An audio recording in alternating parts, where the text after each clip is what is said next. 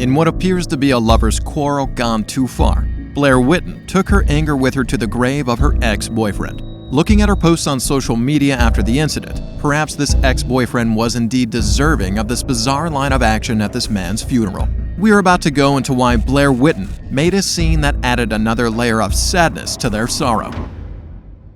On the weekend of May 1st, 2021, family and friends of 24-year-old Colin McDonald gathered at the Riverside Cemetery to pay their last respects and say their goodbyes. The somber atmosphere at the gravesite was thick with grief as mourners came to terms with the tragic loss of a young life.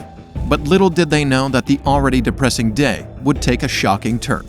In the blink of an eye, the tranquility of the cemetery was disrupted when an SUV careened into the sacred grounds. The vehicle plowed through grave sites, leaving devastation in its wake. Mourners who were paying their respects to their loved ones had to scramble in panic to avoid the oncoming SUV. Amid the chaos, witnesses urgently called upon a Fargo police officer who was present at the scene, alerting him to the unfolding disaster. With swift action, the police officer, assisted by concerned onlookers, managed to halt the SUV's rampage before any physical harm could occur. While no one was injured in the incident, the emotional toll on the mourning families, witnessing their loved ones' final resting places being disrupted, was immeasurable. It was a heart-wrenching and unforgettable moment on an already sad day. During the confusion and shock that enveloped the cemetery, one burning question hung in the air. Who was the individual behind the wheel of that SUV, causing havoc at a funeral? The shocking answer to that question left everyone in disbelief, as it was none other than Blair Rebecca Whitten, Colin's estranged girlfriend. When confronted about her incomprehensible actions at the funeral, Blair offered an explanation that was as perplexing as the incident itself. According to her, she had been sitting in her car at the cemetery, paying her respects to the deceased, when Colin's family allegedly aggressively charged at her. In her account, she felt threatened and feared for her safety. As a result, she claimed that her decision to accelerate through the cemetery, running over grave sites, was an impulsive attempt to escape from what she perceived as an imminent danger. But just as expected, Whitten's explanation did not align with the accounts of Colin McDonald's grieving family. Colin's father, known as McDonald Sr., made it clear that Whitten was well aware that the family did not welcome her presence at the funeral. Despite this, she had decided to show up, creating a tense atmosphere. They had only approached her car to tell her to leave quietly, but instead, she shifted gears, stepped on the gas pedal, and started running amok. Ganeka Charbonneau, Colin's girlfriend at the time of his death, reflected on the sad experience, expressing that everyone present at the cemetery that day was gripped by fear. Mourners who had come to pay their respects to their loved ones found themselves caught up in a chaotic scene, with an SUV barreling through the cemetery at top speed, leaving them perplexed and anxious about what was happening. Colin's mother, Joan McIntyre, was left deeply distressed by the chaos that had unfolded at her son's funeral. The grief and sorrow that she and her family had already been enduring were compounded by the unexpected disruption, turning what should have been a solemn and dignified farewell into a chaotic and distressing ordeal. Indeed, no mother would want such an end for their departed kid. In the event that you are thinking about the possible reasons behind Whitten's actions, you are not alone. More so, the family's explanation for Colin's death sheds some light on the circumstances surrounding the tragic event. According to them, Colin McDonald had undergone a surgical procedure, and his passing occurred while he was asleep. The exact cause of death remained uncertain. He might have succumbed to death due to an undetected complication after the surgery. The distress that the family was already experiencing due to their son's untimely death was further worsened by Blair Rebecca Whitten's actions on social media. Whitten resorted to posting hurtful and derogatory messages about Colin, tarnishing his memory and adding to the family's pain. In one such post, she went as far as calling him a pedophile, a deeply disturbing accusation given that Whitten was a 28-year-old woman, while Colin was 24. The family's story unveiled a long-standing conflict with Whitten, spanning the 5 years that she and Colin had been in a relationship.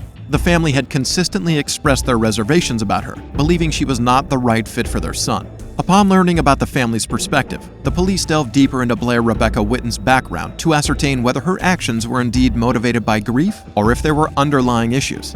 To their astonishment, their investigation unveiled a rather shocking revelation. Whitten was not just a mourning ex-girlfriend, but a notorious criminal with a recent legal troubles in Fargo. In the previous month, precisely in April 2021, Whitten committed an act of vandalism and desecration of the Jesus statue at St. Mary Cathedral, located at 604 Broadway.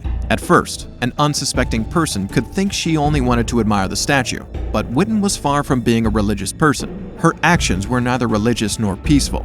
As if she was under the influence of an intoxicating substance, she approached the statue of Jesus, intending to deface it. Sporting a black hooded cardigan, Whitten spray-painted the statue and ran away. This shocking incident did not go unnoticed, as witnesses in the vicinity not only observed the act but also recorded a video of the vandalism using a mobile phone.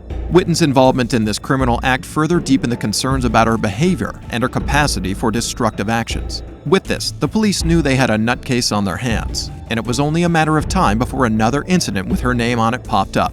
In the aftermath of the statue vandalism at the St. Mary Cathedral in April 2021, Blair Rebecca Whitten faced legal consequences. She was placed on 11 months of probation and ordered to pay a fine of $500. The penalty imposed on Whitten highlighted the seriousness of her actions, even before the disruption at Colin McDonald's funeral. Worthy of note here is that aside from her recent acts of vandalism and the disruption at Colin McDonald's funeral, Blair Rebecca Whitten had a prior history with law enforcement. She had faced charges related to the possession of marijuana and the use of other narcotics that could put her behind bars. Of course, she had been evading the police and getting slaps on her wrists until the big crimes had her trapped. On July 1st, Whitten found herself facing a slew of charges connected to a disquieting incident that happened at the Fort Knox Bar of Gold, situated at 52 Broadway North. According to accounts detailed in court documents, a bouncer at the bar reported that a woman, who was later identified as Whitten, had made a bold attempt to break into the establishment. Following a thorough police investigation, it was deemed that the individual in question was Blair Rebecca Whitten. In a bid to evade the police, as was her habit, she fled the scene when she heard police coming at approximately 2:34 a.m. Her escape was short-lived as she was subsequently apprehended, all the while making racial slurs. What made this encounter particularly unsettling was the alarming statement she made to the bouncer, in which she declared her intention to murder staff. If anything, this showed that Whitten was a violent woman who had developed the habit of disrupting peace and causing harm to other people. Do you know why this incident was especially disturbing? This written incident occurred a week after another unsettling event outside the bar, where a man fired a weapon and issued threats against individuals present at the establishment. The proximity of these events heightened concerns about the safety and security of the area, making both staff and patrons of the establishment exceptionally conscious. On July 13th of the same year, just 2 months after the cemetery incident, Blair Rebecca Whitten arrived at the 1200 block of 4th Street in North Dakota. She approached the apartment where a couple lived. On this particular day, the man was sitting outside his house, peacefully enjoying his evening, when Whitten approached him to inquire about a friend named Clarence Flowers. But here is what Whitten didn't realize. Clarence Flowers had passed away at a completely different address 6 years earlier, in 2015. However, Whitten wouldn't have it, and it was clear in her actions that she was ready to cause a scene and ruin the man's evening. Seeing what was about to go down if left unattended, a witness called the police to contain the situation. Upon the police's arrival, they found the victim sitting on a chair outside, and lying beside him was his loyal dog. The victim proceeded to explain to the police that the woman, Whitten, had come to his residence in search of a long-lost friend. He informed her that the person she was looking for resided in a different address and had passed away in 2015. In response to this news, Whitten's behavior escalated and she began screaming. Despite the resident's repeated requests for her to leave, she resorted to making vicious threats. She threatened to burn down the house, bring people to harm the man, and even sodomize the man's dog. Before departing, however, she kicked a dog ornament in the yard to emphasize her displeasure. Still, the situation did not end there. A neighbor had it on record that Whitten left the house but returned shortly after, carrying a rock. While her intentions with the rock remained unclear, given their previous altercation, it was apparent that she intended to use it in a potentially harmful manner on the man involved. It would suffice to say the man was lucky because there was no telling what Whitten would have done if the situation had not been contained. On January 3, 2022, Blair Rebecca Whitten faced a trial in Cass County Court. During the proceedings, the judge considered the time she had already spent in jail, which was taken into account as credit toward her sentence. Whitten, on that day in court, entered a guilty plea to a range of charges, including threats, vandalism, terrorism, and drug possession.